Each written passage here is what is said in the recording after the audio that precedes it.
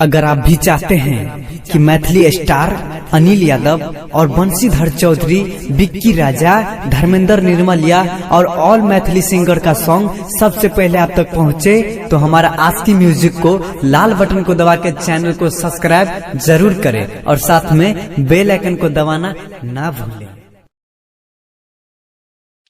जिलेबी नहीं दिया, छेना नहीं दिया, जिलेबी नहीं दिया, छेना नहीं दिया, पूरी परस दिया, रई रई रई रई रई रई, पूरी परस दिया, योरी तरकारी, जिलेबी नहीं दिया रे भाई, जिलेबी नहीं दिया, ओ भैया के साली, छेना नहीं दिया, ओ भैया के साली, जिलेबी नहीं दिया, पूरी परस दिया, रई रई रई रई रई रई, पूरी परस दिया, योरी तरकारी, जिलेबी नहीं दिया, ये भाई छेना नहीं दिया, ई भैया के साली, जिलेबी नहीं दिया, ई भैया के साली, जिलेबी नहीं दिया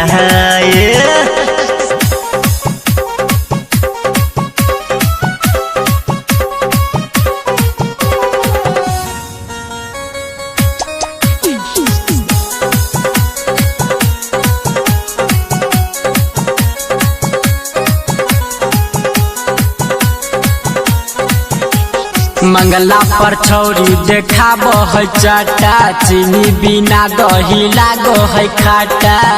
ये भाई कैसे खाई रे खाटा, कैसे के खइयै लागई बड़ी तीखा, नून बिना सब चीज लागई फीका, बेरी बेरी आबई रई रई रई रई रई रई, बेरी बेरी आबई होठा लाली रगड़ी, जिलेबी नहीं दिया, ये भाई छेना नहीं दिया, ई भैया के साली, जिलेबी नहीं दिया, ई भैया के साली, जिलेबी नहीं दिया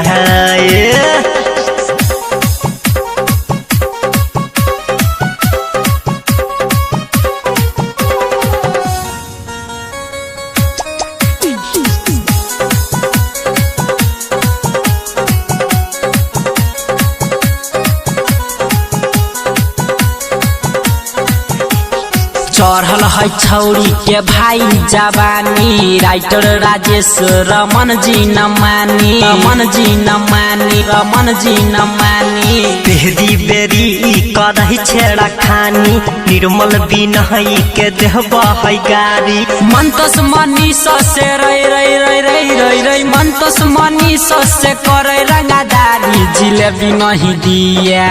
ये भाई छेना नहीं दिया, ई भैया के साली, जिलेबी नहीं दिया, ई भैया के साली, जिलेबी नहीं दिया कैसे खाई बोल लगे छौरी।